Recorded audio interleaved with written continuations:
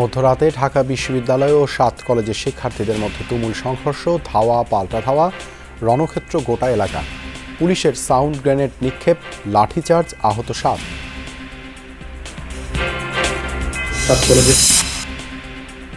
ক্যাম্পাসে অনাকাঙ্ক্ষিত ঘটনার জন্য ভিসির দুঃখ প্রকাশ। ৭ কলেজের অধ্যক্ষের সাথে আজ বৈঠক, ভুল বোঝাবুঝির কথা স্বীকার করলেন প্রভিসি। ৭ কলেজের শিক্ষার্থীদের সাথে আমার অফিসে আলোচনাকে কেন্দ্র করে রাতে যে অনাকাঙ্ক্ষিত ঘটনার সূত্রপাত হয়েছে তা দুঃখজনক। এতে আমি গভীরভাবে মর্মাহত। ঢাকা বিশ্ববিদ্যালয়ে আজ সকল ক্লাস ও পরীক্ষা স্থগিত। ৭ কলেজের সামনে অবস্থান কর্মসূচি ঘোষণা করেছে শিক্ষার্থীরা। প্রভিসিকে বিশ্ববিদ্যালয় থেকে আজীবনের জন্য বৈশাখী থেকে ৭ কলেজ মিলিয়ে সকাল ৯টা থেকে আপনার অনির্দিষ্টকালের জন্য ক্যাম্পাসের সামনের জায়গাগুলো ব্লকে। খাগড়াছড়ির দীঘিনালা থানা থেকে গ্রেপ্তার এএসআই চঞ্চল চন্দ্র সরকার।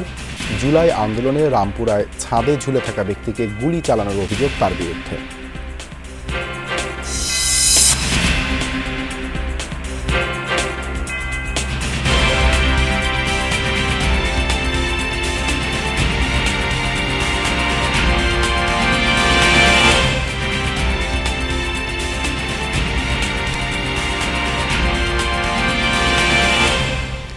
আমন্ত্রণ যমুনা নিউজে আপনাদের সাথে আছি আমি দেবাশিস রঞ্জন সরকার। এতক্ষণ শিরোনাম দেখছিলেন।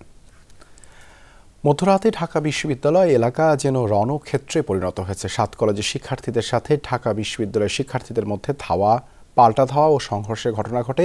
পরিস্থিতি নিয়ন্ত্রণে পুলিশ সাউন্ড গ্রেনেড নিক্ষেপ ও লাঠিচার্জ করে। এর আগে প্রভিসির বিরুদ্ধে অসৎ আচরণের অভিযোগ তুলে কলেজ শিক্ষার্থীরা। প্রতিবাদে সায়েন্স ল্যাব মোড় প্রায় ৫ ঘন্টা অবরোধ করে রাখে। এতে মিরপুর সড়কে যানজটের সৃষ্টি হয়।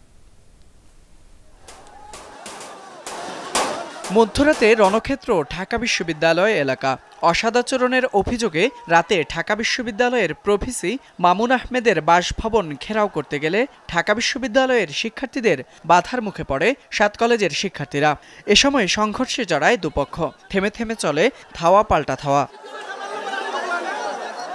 রাত ১১টার দিকে মুক্তি ও গণতন্ত্র তোরণ হয়ে ৭ কলেজের শিক্ষার্থীরা ঢাকা বিশ্ববিদ্যালয়ে ঢোকার চেষ্টা করে। এ সময় প্রতিরোধ গড়ে তোলে ঢাকা বিশ্ববিদ্যালয়ের শিক্ষার্থীরা। এক পর্যায়ে ৭ কলেজের শিক্ষার্থীরা ঢাকা বিশ্ববিদ্যালয়ের ক্যাম্পাসে ঢুকে পড়ে। শুরু হয় ধাওয়া পাল্টা ধাওয়া, সংঘর্ষ। পরিস্থিতি নিয়ন্ত্রণে আনতে লাঠিচার্জ ও সাউন্ড গ্রেনেড নিক্ষেপ করে পুলিশ। এ সময় পুরো এলাকায় আতঙ্ক ছড়িয়ে পড়ে।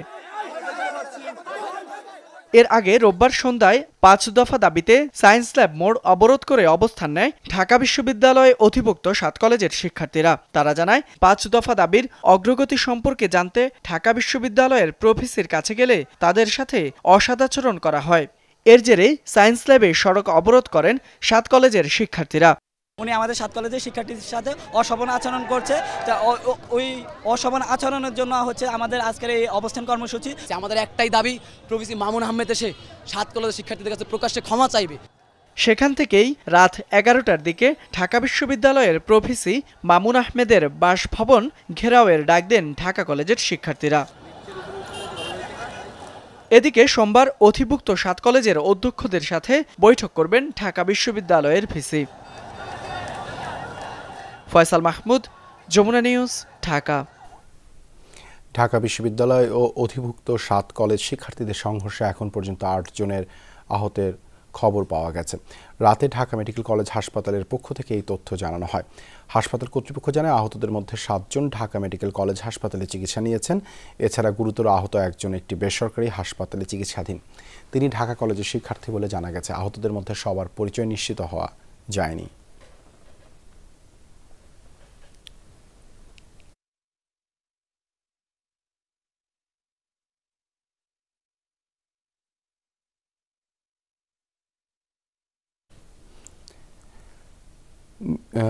ঢাকা বিশ্ববিদ্যালয়ের সঙ্গে ঢাকা কলেজের এই যে শিক্ষার্থীদের সংঘর্ষ এবং সেই ঘটনাটি কাভার করছেন আমাদের সহকর্মী তানভীর সিদ্দিক টিপু। তিনি এই মুহূর্তে রয়েছেন নিউ মার্কেট এলাকায়।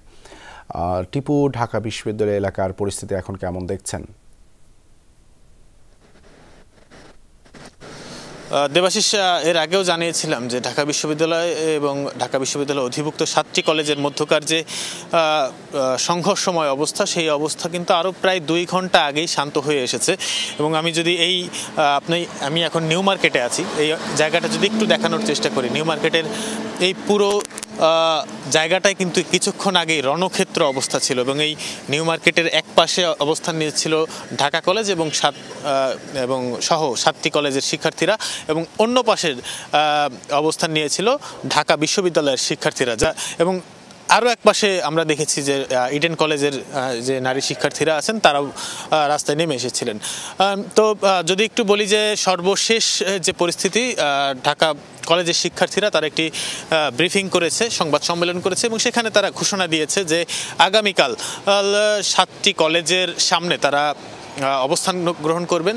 ঢাকা কলেজ সহ যে ঢাকা বিশ্ববিদ্যালয় অধিভুক্ত 7টি কলেজ রয়েছে, সেই 7টি কলেজের যার যার ক্যাম্পাসের সামনে তারা অবস্থান গ্রহণ করবেন। একই সাথে তারা ঢাকা বিশ্ববিদ্যালয়ের অধীনের সব ধরনের ক্লাস পরীক্ষা তারা বর্জনের ঘোষণা দিয়েছেন। ঢাকা বিশ্ববিদ্যালয়ের প্রভিসি মামুন আহমেদ, যাকে নিয়ে যার একটি অসদাচরণকে ঘিরে এত কিছু ঘটে গেল, সেই মামুন আহমেদের পদত্যাগ, অপসারণ তারা দাবি করেছেন। এবং ঢাকা কলেজ প্রাঙ্গণে এই যে ঢাকা কলেজের সামনে যে সড়কটি রয়েছে, হকার্স মার্কেট সংলগ্ন মিরপুর রোড, যেটি এই রোডে ঢাকা কলেজ আগামীকাল অবরোধেরও ডাক দিয়েছে। ফলে এখন ঢাকা বিশ্ববিদ্যালয়ের শিক্ষার্থীরা এবং ঢাকা কলেজের সহ 7 কলেজের শিক্ষার্থীরা সহ আইনশৃঙ্খলা রক্ষাকারী বাহিনী, বিজিবি, পুলিশ সহ কেউ কিন্তু আর এখন মাঠে নেই। এখন সবাই যার যার ঘরে ফিরে গিয়েছেন, হলে ফিরে গিয়েছেন। এবং মূলত আগামীকাল এবং ইতিমধ্যেই ঢাকা বিশ্ববিদ্যালয়ের উপাচার্য তিনি ঘোষণা দিয়েছেন যে আগামীকাল একটি বৈঠক হবে, সেই বৈঠকে ঢাকা 7 কলেজের শিক্ষার্থীদের সাথে সেই বৈঠকটি হবে। তো দেবাশিস, যে রাত 11টা নাগাদ যে সংঘর্ষময় পরিস্থিতি শুরু হয়েছিল, সেটি কিন্তু বলা যায় যে প্রায় রাত 2:30টার দিকে কিন্তু সেটি শেষ হয়েছে এবং এখন নিউ মার্কেট এবং ঢাকা কলেজ সহ ঢাকা বিশ্ববিদ্যালয় এলাকা পুরোপুরি শান্ত এবং নীরব রয়েছে। দেবাশিস, ধন্যবাদ টিপু আমাদের সাথে যুক্ত হবার জন্য। এদিকে অনাকাঙ্ক্ষিত ঘটনার জন্য আন্তরিকভাবে দুঃখ প্রকাশ করেছেন ঢাকা বিশ্ববিদ্যালয়ের উপাচার্য অধ্যাপক ডক্টর নিয়াজ আহমদ খান। বলেন, 7 কলেজের অধ্যক্ষদের সঙ্গে আজ জরুরি সভা হবে, সেখানে শিক্ষার্থীদের স্বার্থ সংশ্লিষ্ট বিষয়গুলো আলোচনার মাধ্যমে সমাধান করা সম্ভব হবে। এর আগে 7 কলেজের শিক্ষার্থীদের সাথে ভুল বোঝাবুঝির ঘটনায় দুঃখ প্রকাশ করেন ঢাকা বিশ্ববিদ্যালয়ের উপাচার্য অধ্যাপক মামুন আহমেদ। গতকাল সন্ধ্যায় 7 কলেজের শিক্ষার্থীদের সাথে আমার অফিসে আলোচনাকে কেন্দ্র করে রাতে যে অনাকাঙ্ক্ষিত ঘটনার সূত্রপাত হয়েছে তা দুঃখজনক। এতে আমি গভীরভাবে মর্মাহত। আমি বিশ্বাস করি সুষ্ঠু পরিবেশে পারস্পরিক আলোচনার মাধ্যমে এই ভুল বোঝাবুঝির অবসান ঘটবে। এই ঘটনাকে কেন্দ্র করে ঢাকা বিশ্ববিদ্যালয় ও 7 কলেজের শিক্ষার্থীদের মধ্যে যে উত্তেজনার সূত্রপাত হয়েছে তা প্রশমনের জন্য সব পক্ষকে ধৈর্য ধারণ করার জন্য আমি আন্তরিক আহ্বান জানাচ্ছি। ঢাকা বিশ্ববিদ্যালয়ের অধীনে সকল ক্লাস পরীক্ষা বর্জনের ঘোষণা দিয়েছেন অধিভুক্ত 7 কলেজের শিক্ষার্থীরা। রাতে ঢাকা কলেজ প্রাঙ্গণে ব্রিফিংয়ে ঘোষণা দেন শিক্ষার্থীরা। দাবি আদায়ে আজ 7 কলেজের সামনে অবস্থান কর্মসূচি পালনের আহ্বান জানান তারা। শিক্ষার্থীদের সাথে অসৎ আচরণের দায়ে অবিলম্বে ঢাকা বিশ্ববিদ্যালয়ের উপাচার্য মামুন আহমেদের অপসারণ ও বিচার দাবি করেন তারা।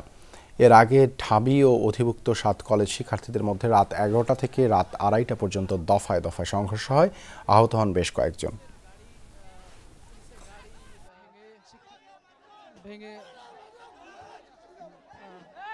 ভাঙচুর করেছেন এবং দেখতে পাচ্ছেন যে আসলে শিক্ষার্থীদের মধ্যেই কিন্তু হাতাহাতি কিংবা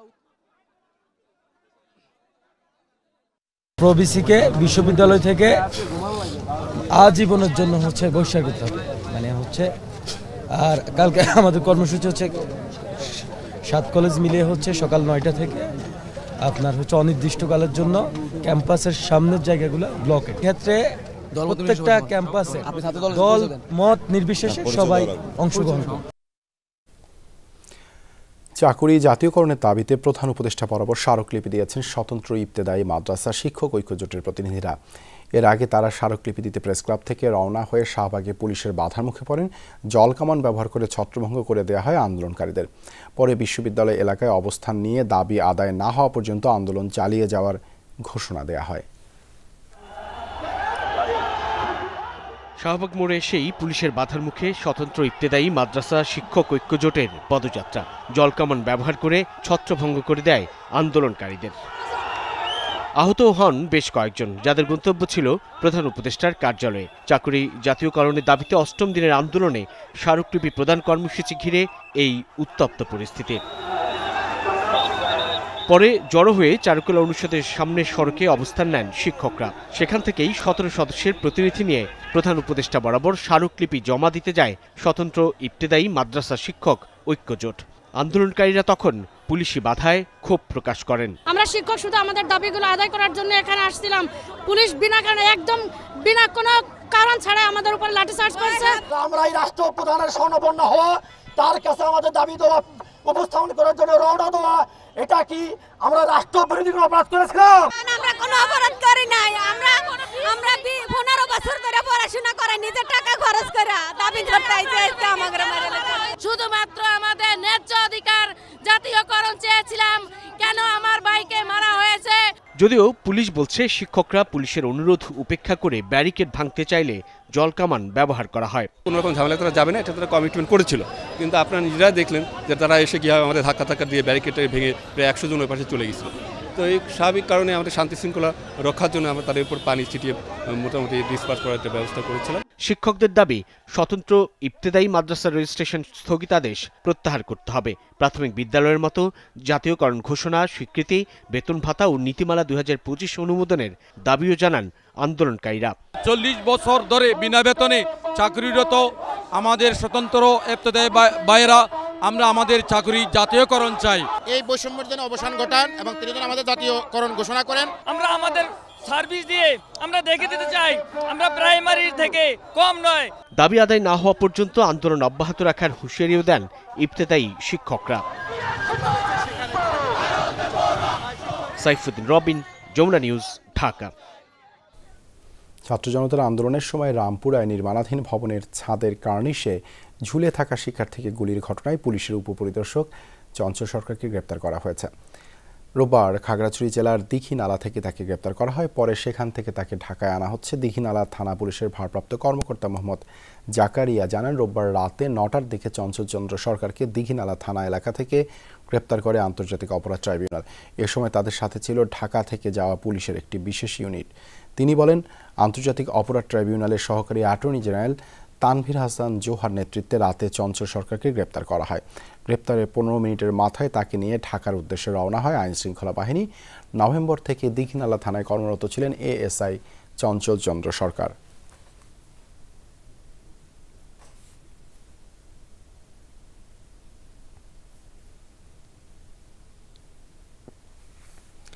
র্যাবের সাবেক ডিজি ব্যারিস্টার হারুনুর রশিদের বিরুদ্ধে গ্রেপ্তারি পরোয়ানা জারি করেছেন আন্তর্জাতিক অপরাধ ট্রাইব্যুনাল।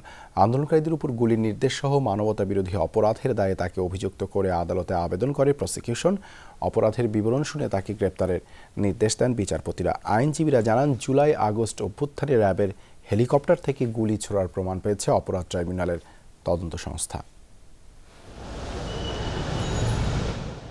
জুলাই আগস্ট আন্দোলনে গণহত্যা ও মানবতা বিরোধী অপরাধের দায় এবার সরাসরি উপস্থাপন হলো র্যাবের বিরুদ্ধে। অপরাধ ট্রাইব্যুনালের এজলাসে আসে র্যাবের হেলিকপ্টার প্রসঙ্গ। ওই সময় যিনি র্যাবের প্রধান ছিলেন তার ভূমিকা নিয়েও অভিযোগ করে রাষ্ট্রপক্ষ। আমাদের যে সক্ষমতা রয়েছে, আমরা গ্রাউন্ডে কাজ করছি এবং আপনারা জানেন যে র্যাবের হেলিকপ্টার দিয়েও কিন্তু পেট্রোল করা হচ্ছে। রোববার ট্রাইব্যুনালের কার্যক্রমের শুরুতেই র্যাবের সাবেক ডিজি হারুনুর রশিদের বিরুদ্ধে গ্রেফতারি পরোয়ানা জারির আবেদন করে প্রসিকিউশন। আদালতের কাছে আইনজীবীরা বলেন, জুলাই আগস্টে আন্দোলন দমনে হেলিকপ্টার থেকে নির্বিচারে গুলি, গণহত্যার পরিকল্পনা বাস্তবায়ন করেছেন তৎকালীন র্যাব প্রধান হারুন। এ সময় ট্রাইব্যুনালের বিচারপতিরা জানতে চান হারুন কোথায়। চিফ প্রসিকিউটর জানান, তাকে গ্রেফতারের চেষ্টা করছে তদন্ত সংস্থা। র্যাবের হেলিকপ্টার থেকে গুলির প্রমাণ পাওয়ার দাবি করে প্রসিকিউশন। এই যে র্যাব বাহিনী আন্দোলন চলাকালীন সময় ছাত্র জনতার উপরে যে গুলি বর্ষণ করেছেন, তাদের উপরে আপনারা দেখেছেন নানান ধরনের অপরাধ তারা করেছেন। কাউকে আটক করেছেন, কাউকে টর্চার করেছেন, কারো উপরে গাড়ি উঠিয়ে দেওয়া হয়েছে। হেলিকপ্টার ব্যবহার করে র্যাবের হেলিকপ্টার ব্যবহার করার যে সিদ্ধান্ত, সেটার পরিকল্পনা বাস্তবায়ন, পরিকল্পনার নির্দেশ দেয়া, পরিকল্পনা করা, র্যাবের হেলিকপ্টার থেকে গুলি করা হয়েছে সেই ব্যাপারে আমাদের তদন্ত সংস্থা প্রমাণ পেয়েছেন এবং এটার ব্যাপারে মূল কাজটাই করেছেন র্যাবের যিনি ডিজি ছিলেন তিনি। মানবতা বিরোধী অপরাধ মামলায় এখন পর্যন্ত 96 জনের বিরুদ্ধে গ্রেফতারি পরোয়ানা জারি করেছে ট্রাইব্যুনাল। এর মধ্যে অর্ধেকেরও কম আসামি গ্রেফতার হয়েছে। রাষ্ট্রপক্ষ বলছে শুরুর দিকে দুর্বলতা থাকলেও এখন গ্রেফতারে তৎপর আইনশৃঙ্খলা রক্ষাকারী বাহিনী। সবচেয়ে বেশি ক্ষতিগ্রস্ত হয়েছে পুলিশ ফোর্স, যাদের অধিকাংশই পালিয়ে গিয়েছিল, কারণ মোটা দাগে তারা অপরাধের সাথে বেশিরভাগ সম্পৃক্ত ছিল। সেই কারণে ভেঙে পড়া পুলিশ প্রশাসনকে একটা ব্যবহার উপযোগী পর্যায়ে নিয়ে আসার কারণেই হয়তোবা প্রথম দিকের এই অ্যারেস্ট ওয়ারেন্টগুলো কার্যকর করা যায়নি। তো আমরা এখন বিশ্বাস করি যে এখন তারা একটা স্টেবল পজিশনে চলে এসেছেন, নিশ্চয়ই তারা বাকি ওয়ারেন্টগুলো কার্যকর করার ব্যাপারে যথাযথ পদক্ষেপ গ্রহণ করবেন। এদিন 5 আগস্ট আশুলিয়ায় 6 জনের লাশ পোড়ানোর ঘটনায় 2 পুলিশ সদস্য এসআই আব্দুল মালেক ও কনস্টেবল মুকুলকে কারাগারে পাঠানোর নির্দেশ দেওয়া হয়। তাদের একদিন করে জিজ্ঞাসাবাদের অনুমতি দেন ট্রাইব্যুনাল। মনিরুল ইসলাম, যমুনা নিউজ, ঢাকা। ক্ষমতাচ্যুত সাবেক প্রধানমন্ত্রী শেখ হাসিনার মেয়ে সাইমা ওয়াজেদ পুতুলের কানাডায় নাগরিকত্বের প্রমাণ পেয়েছে দুর্নীতি দমন কমিশন। এছাড়াও বিশ্ব স্বাস্থ্য সংস্থা দক্ষিণ পূর্ব এশিয়া বিষয়ক আঞ্চলিক পরিচালকের পদ পেতে রাষ্ট্রীয় সম্পদের অপব্যবহার এবং নিয়ম বহির্ভূত কার্যকলাপের আশ্রয় নেওয়া হয়েছিল বলে জানিয়েছে দুদক। মা শেখ হাসিনা যখন প্রধানমন্ত্রী তখন যৌক্তিক কারণ ছাড়াই বিভিন্ন রাষ্ট্রীয় সফরসঙ্গী করা হতো পুতুলকে। সেসবে তার যাওয়ার প্রাসঙ্গিকতা সংক্রান্ত তথ্য যথাযথ ছিল না বলছে দুদক। এছাড়াও পাওয়া গেছে পুতুলের কানাডায় নাগরিকত্বের প্রমাণ, জানান দুদক মহাপরিচালক। রাষ্ট্রের হয়ে যখন কোনো সরকারি দায়িত্ব পালন করবেন, আপনি কিন্তু বাংলাদেশের পক্ষেই কিন্তু আপনি ডব্লিউএইচওর প্রতিনিধি হিসাবে দায়িত্ব পালন করছেন।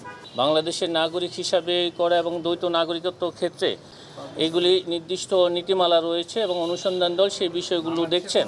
পুতুলের বিরুদ্ধে আরেক অভিযোগ সূচনা ফাউন্ডেশন নিয়ে। 2014 সালে অটিস্টিক শিশুদের মান উন্নয়নে পুতুলের নেতৃত্বে করা হয় এ ফাউন্ডেশন। সরকারি অনুদানের পাশাপাশি সামাজিক ও রাজনৈতিক সংগঠনের পক্ষ থেকে সেখানে অর্থ জমা হতো। দুদক জানায় জাতীয় রাজস্ব বোর্ডের উপর ক্ষমতার প্রভাব খাটিয়ে ওই ফাউন্ডেশনকে করমুক্ত করা হয়েছিল। জোর করে ফাউন্ডেশনের নামে আদায় করা হতো উপঢৌকন। আমাদের অনুসন্ধান দল দেখছেন সূচনা ফাউন্ডেশন, দ্বৈত নাগরিকত্ব, সবগুলো বিষয়ে আমাদের অনুসন্ধান দল কাজ করছেন এগুলি নিয়ে এবং এগুলিও প্রাপ্তি সাপেক্ষে এগুলি পর্যালোচনা করবেন। সেগুলির সাথে তার নিয়োগ, তার অর্থ আত্মসাৎ কিংবা কর ফাঁকির সবগুলো বিষয়েই অনুসন্ধান দল বিবেচনা করবে। আরেক অভিযোগ স্বাস্থ্য মন্ত্রণালয়ের অটিস্টিক সেলকে ব্যবহার করে প্রকল্পের নামে 450 কোটি টাকার লুটপাট। এসব অভিযোগ খতিয়ে দেখছে দুদক। মহাপরিচালক জানান পূর্বাচলের প্লট জালিয়াতির মামলায় পুতুলকে দেশে ফেরানোর উদ্যোগ নেবে কমিশন। তিনি দেশের বাইরে আছেন, সুতরাং তাকে দেশে ফেরত আনার বিষয়ে কি কি কার্যক্রম গ্রহণ করা যেতে পারে সেই সবগুলো বিষয়ে আমাদের অনুসন্ধান দল বিবেচনা করবেন। রোববার সাবেক ধর্মমন্ত্রী ফরিদুল হক খান ও তার স্ত্রীর বিরুদ্ধে 4 কোটি টাকার অবৈধ সম্পদ ও 52 কোটি টাকার সন্দেহজনক লেনদেনের অভিযোগে মামলা করেছে দুদক। কোনো গ্রহণযোগ্য আয়ের উৎস তিনি দেখাতে পারেননি। রাজীব আহমেদ, যমুনা নিউজ, ঢাকা। বাংলাদেশ ব্যাংকের সাবেক ডেপুটি গভর্নর এস.কে. সুরের সেভ ডিপোজিট লকারে ভেঙে $1,69,300 ও $55,000 পেয়েছে দুদকের আভিযানিক দল। মিলেছে 1 কেজি স্বর্ণ ও 70 লাখ টাকার এফডিআর। রোববার দিনভর অভিযান শেষে এই তথ্য জানিয়েছে দুর্নীতি দমন কমিশন। আদালতের নির্দেশে পরবর্তী ব্যবস্থা নেওয়ার কথাও জানিয়েছে সংস্থাটি। জ্ঞাত আয় বহির্ভূত সম্পদ আছে বাংলাদেশ ব্যাংকের সাবেক ডেপুটি গভর্নর এস.কে. সুর চৌধুরীর, এমন তথ্য ছিল দুর্নীতি দমন কমিশনের কাছে। তাই সম্পদের হিসাব দিতে বলা হয় তাকে, কিন্তু তিনি হিসাব না দেয়াই অনুসন্ধানে নামে দুদক।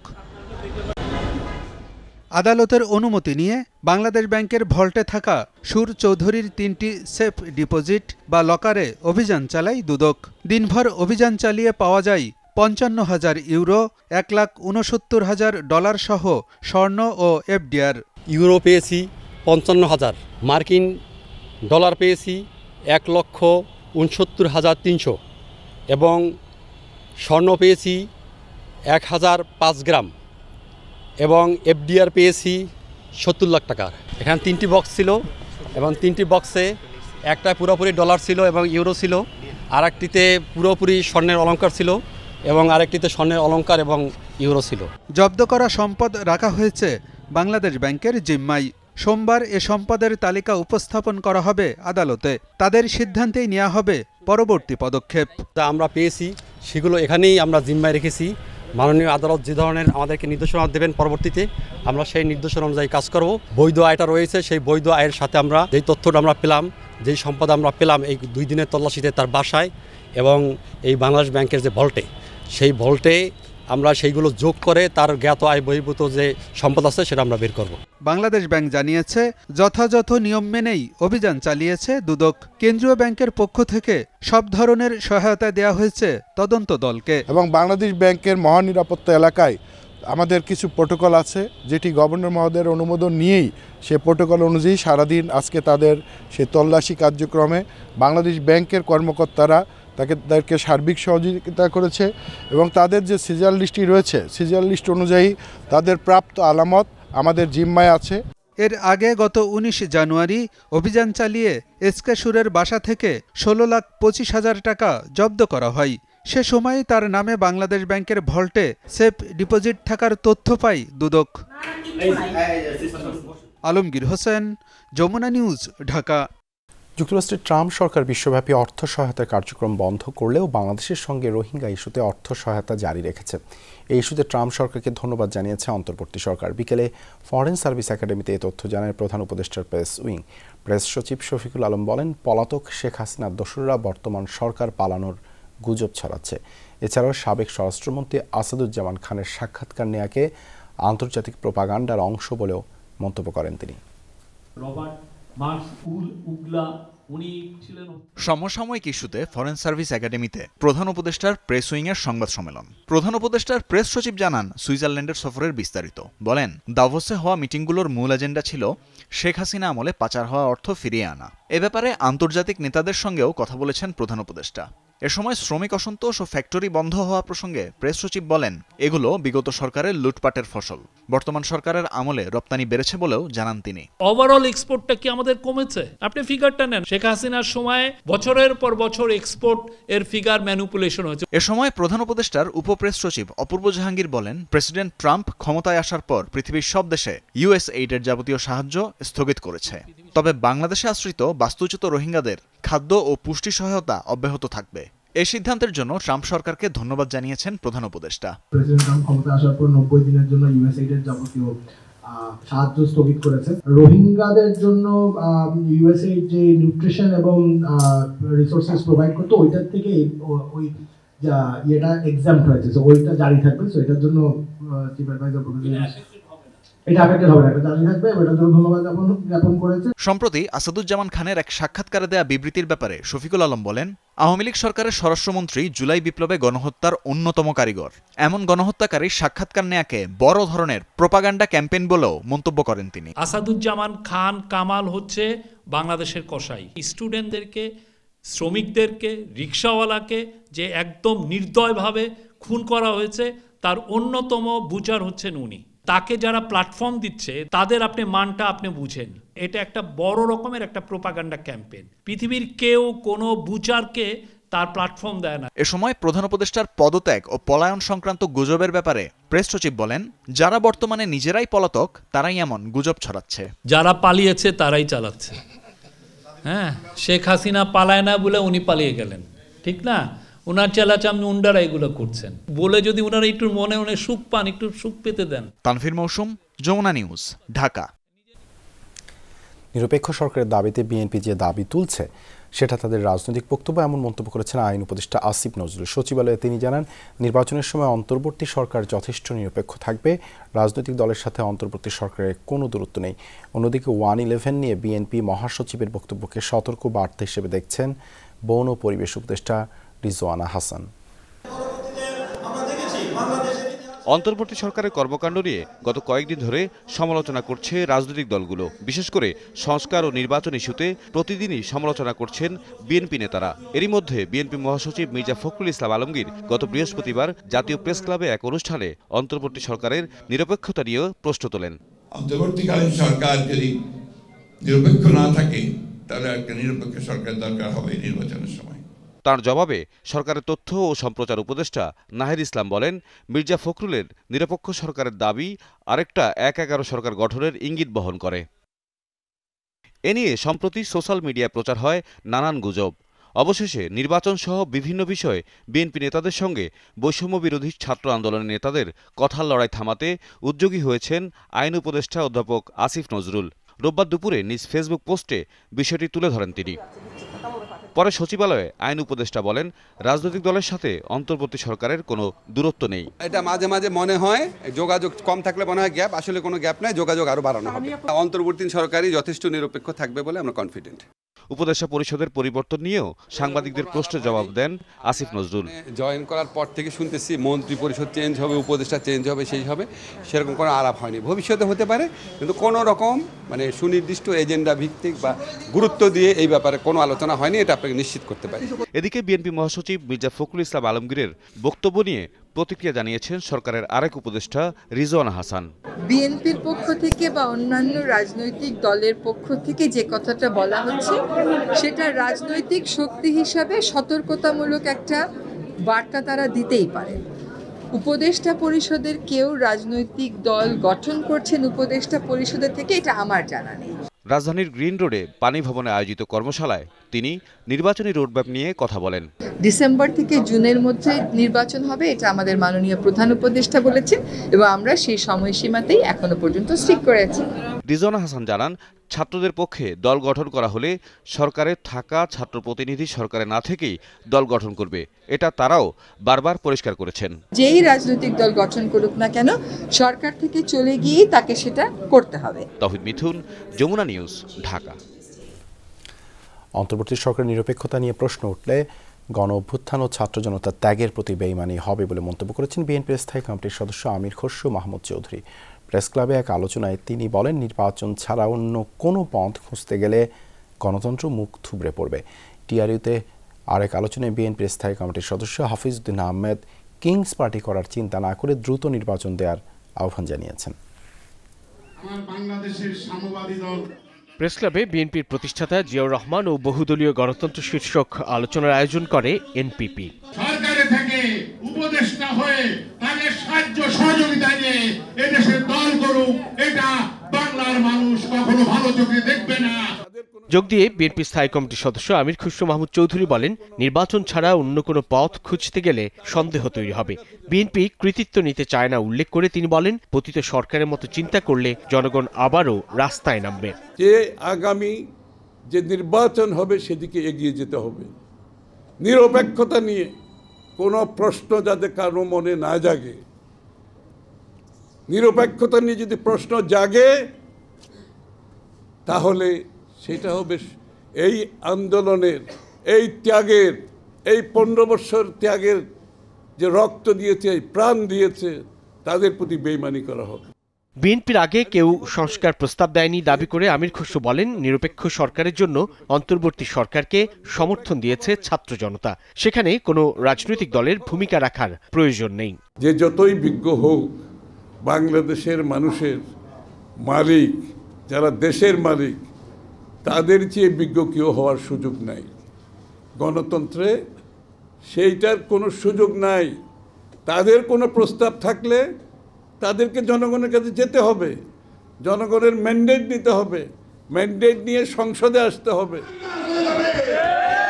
এদিকে ঢাকা রিপোর্টার্স ইউনিটিতে মুক্তিযোদ্ধা দলের আলোচনা সভায় বিএনপি স্থায়ী কমিটির সদস্য হাফিজউদ্দিন আহমেদ বলেন, অন্তর্বর্তী সরকারের নিরপেক্ষতা জরুরি।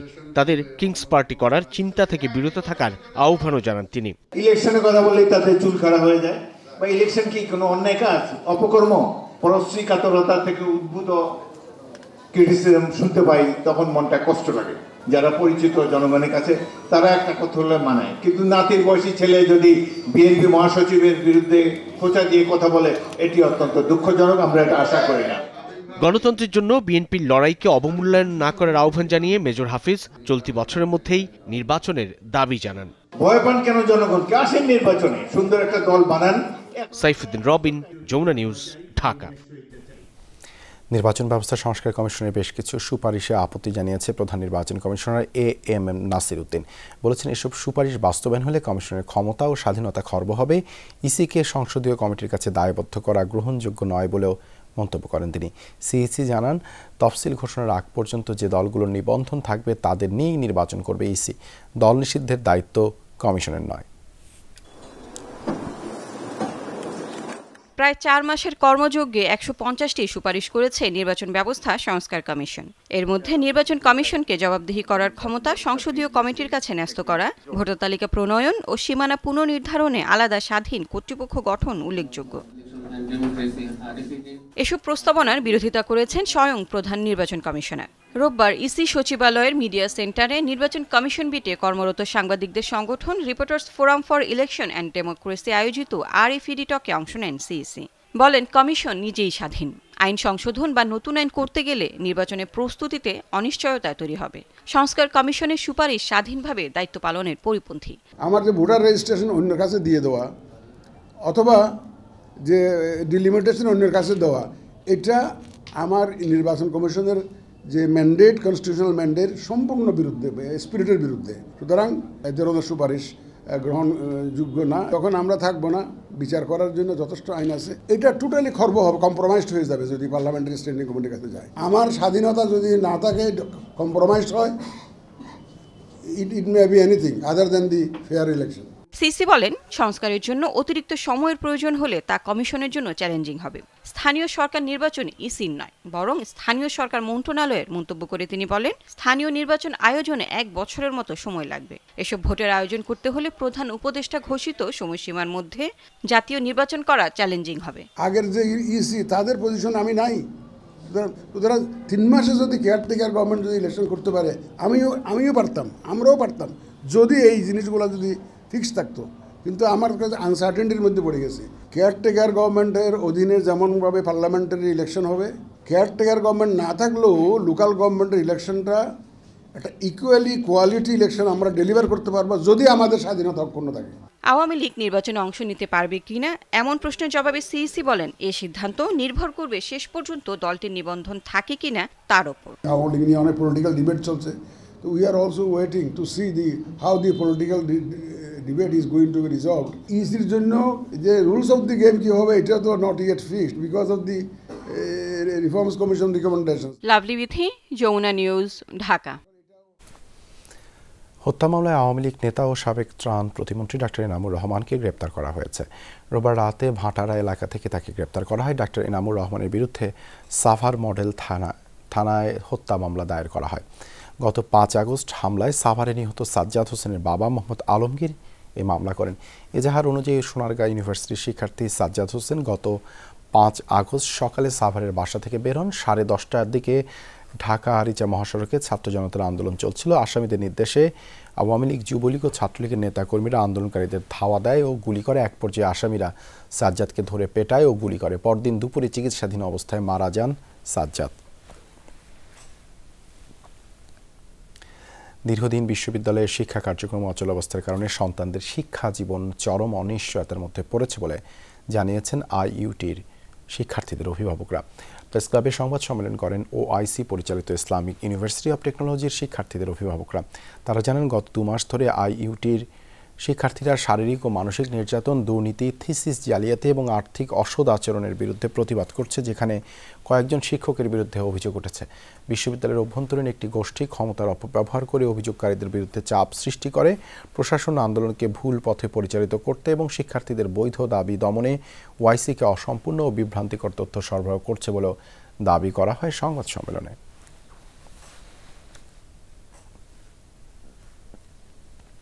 ময়মনসিংহ ক্যান্টনমেন্ট পাবলিক স্কুল ও কলেজে 3 দিন ব্যাপী 30তম আন্তঃহাউস বার্ষিক ক্রীড়া প্রতিযোগিতা অনুষ্ঠিত হয়েছে।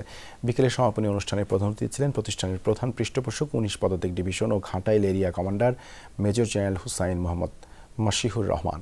এ সময় বিভিন্ন ক্রীড়া প্রতিযোগিতায় অংশ নেয় শিক্ষার্থীরা। এছাড়া সম্মিলিত কুচকাওয়াজ, বর্ণিল পোশাকে ডিসপ্লে পরিবেশন করা হয়। পরে প্রতিযোগীদের মাঝে পুরস্কার বিতরণ করেন প্রধান অতিথি।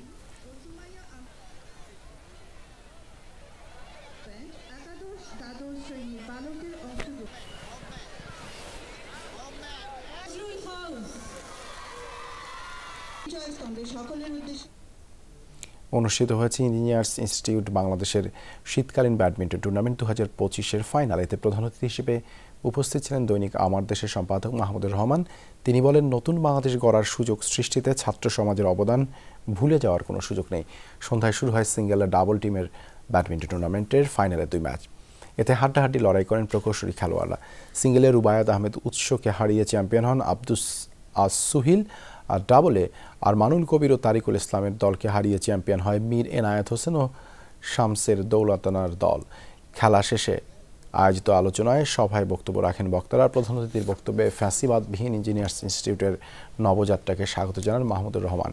পরে বিজয়ীদের মাঝে পুরস্কার বিতরণ করা হয়।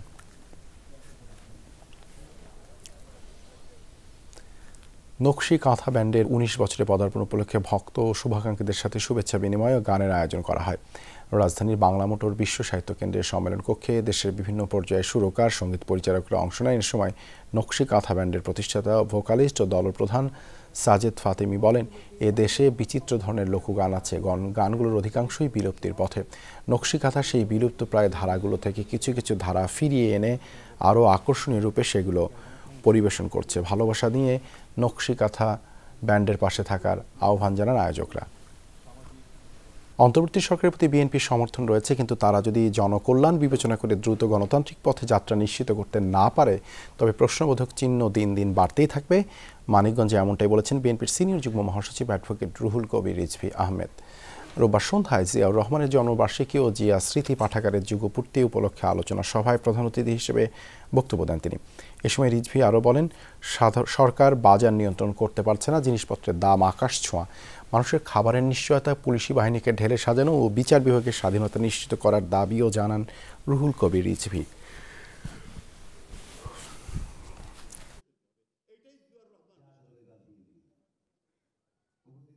বাজার নিয়ন্ত্রণ করতে হবে, সিন্ডিকেটবাজদেরকে ধরতে হবে, অপরাধীদেরকে ধরতে হবে, তাদেরকে আইনের আওতায় আনতে হবে এবং সমাজের মধ্যে একটা স্বস্তি আনতে হবে এবং মানুষ যাতে কমপক্ষে মোটা চাল, মোটা কাপড় পরে জীবন ধারণ করতে হবে সেই নিশ্চয় করতে হবে। দরিদ্র মানুষকে শোষণ করা কোনো দেশের আইন হতে পারে না, এমনটাই বলেছেন বিএনপি স্থায়ী কমিটির সদস্য ডক্টর আব্দুল মঈন খান। রোববার সন্ধ্যায় নরসিংদীর পলাশ উপজেলায় ঘোড়াশাল সাদ্দাম বাজারে বিআইডব্লিউটিএ কর্তৃক অভিযানে ক্ষতিগ্রস্তদের সাথে সাক্ষাৎ শেষে এসব কথা বলেন তিনি। আব্দুল মঈন খান আরও বলেন, গত 15 বছরে হাজার হাজার কোটি টাকার বালু লুটপাট সহ দুর্নীতি করেছে বিআইডব্লিউটিএ। তারা নিরীহ মানুষদের কাছ থেকে ঘুষ না পেয়ে অন্যায়ভাবে উচ্ছেদ করেছে। এমন কার্যক্রম বর্তমান সরকারকে বিপাকে ফেলবে বলে মন্তব্য করেন তিনি।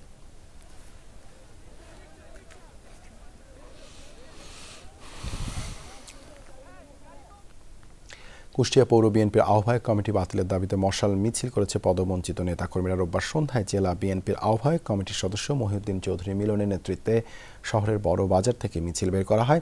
মিছিলটি প্রধান সড়ক ঘুরে বক্স চত্বরে গিয়ে শেষ হয়। এ সময় মহিউদ্দিন চৌধুরী মিলন বলে, যারা দীর্ঘদিন জুলুম নির্যাতনের শিকার হয়েছে সেই সব ত্যাগী নেতাকর্মীদের বাদ দিয়ে শনিবার পৌর বিএনপির 31 সদস্য বিশিষ্ট আহ্বায়ক কমিটি অনুমোদন দেওয়া হয়েছে। জেলা বিএনপির আহ্বায়ক এবং সদস্য সচিব স্বৈরাচারী আচরণ করেছেন। অবিলম্বে এই কমিটি বাতিল করে ত্যাগী নেতাকর্মীদের অন্তর্ভুক্তির জন্য কেন্দ্রীয় নেতাদের দৃষ্টি আকর্ষণ করেন তিনি।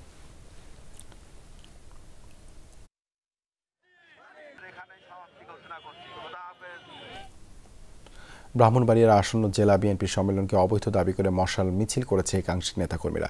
রোববার রাতে শহরের পাওয়ার হাউস রোড থেকে মশাল মিছিল বের করে বিএনপি ও সহযোগী সংগঠনের একাংশের নেতাকর্মীরা শহরের প্রধান সড়ক প্রদক্ষিণ করে ট্যাঙ্কের পাড়ে গিয়ে সংক্ষিপ্ত সমাবেশ অনুষ্ঠিত হয়। এ সময় যে কোনো মূল্যে সম্মেলন প্রতিহত করার ঘোষণা দেন তারা। সমাবেশে বক্তব্য রাখেন জেলা বিএনপির সাবেক সহ সভাপতি অ্যাডভোকেট গোলাম সারোয়ার খোকন সহ অন্যান্য নেতাকর্মীরা।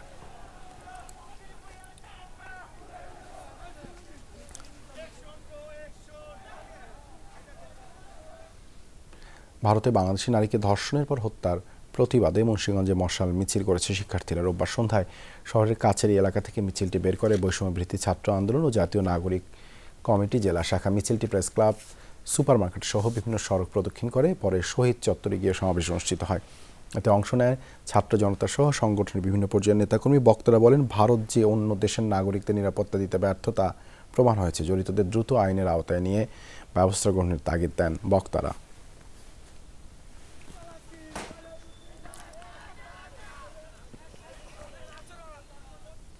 প্রশাসনের আশ্বাসে ৬ ঘণ্টা পর রোববার রাত ৮টার দিকে পঞ্চগড় আদালত ঘেরাও ও সড়ক অবরোধ কর্মসূচি স্থগিত করেছে বৈষম্যবিরোধী ছাত্র আন্দোলন। ৪ বিচারকের বিরুদ্ধে অনিয়ম ও দুর্নীতির অভিযোগ এনে তাদের অপসারণের দাবিতে রোববার দুপুরে আদালতের বিভিন্ন ফটকে তালা ঝুলিয়ে বিক্ষোভ শুরু করে শিক্ষার্থীরা। অবরোধ করে আদালতের সামনে সড়ক। বৈষম্যবিরোধী ছাত্র আন্দোলনের নেতৃবৃন্দের অভিযোগ, ৪ বিচারক আওয়ামী লীগ সরকারের দোসরের ভূমিকা পালন করেছে। তারা ঘুষ, দুর্নীতি ও নিয়োগ বাণিজ্য জড়িত। এ বিষয়ে প্রতিবাদ করে সমন্বয়কদের দেখে নেওয়ার হুমকি দেওয়া হয়। তাদের অপসারণের দাবিতে এর আগে বিক্ষোভ করে ছাত্র জনতা। অভিযুক্তদের অপসারণে 24 ঘণ্টা সময় বেঁধে দেওয়া হয়। ঘেরাও কর্মসূচির এক পর্যায়ে রোববার রাত ৮টার দিকে জেলা প্রশাসক সাবেদ আলী ঘটনাস্থলে গিয়ে ৪ বিচারককে বিচার কাজ থেকে আপাতত বিরত রাখার আশ্বাস দেন। পরে তদন্ত করে নেওয়া হবে ব্যবস্থা। এই আশ্বাসে ঘেরাও কর্মসূচি থেকে সরে আসে বৈষম্যবিরোধী ছাত্র আন্দোলনের নেতাকর্মীরা।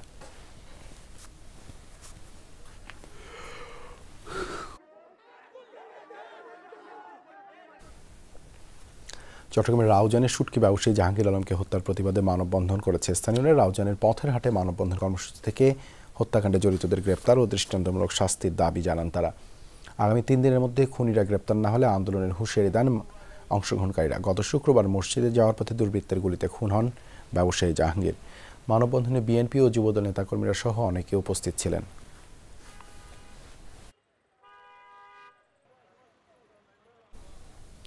বাংলাদেশ ইসলামী ছাত্র সেনা চট্টগ্রাম দক্ষিণ জেলা শাখার উদ্যোগে ছাত্র সমাবেশ অনুষ্ঠিত হয়েছে। 45তম প্রতিষ্ঠাবার্ষিকী উপলক্ষে কর্ণফুলী এ.জে চৌধুরী কলেজ মাঠে সমাবেশে বক্তারা বলেন, বৈষম্যহীন বাংলাদেশ গড়তে সুশাসন ও ন্যায় বিচার প্রতিষ্ঠা করা জরুরি। দেশপ্রেমে উদ্বুদ্ধ হয়ে নতুন বাংলাদেশ গড়ার কাজে এগিয়ে আসার আহ্বান জানান তারা। সমাবেশে ইসলামী ফ্রন্ট মহাসচিব আব্দুস সামাদ সহ অন্যরা বক্তব্য দেন।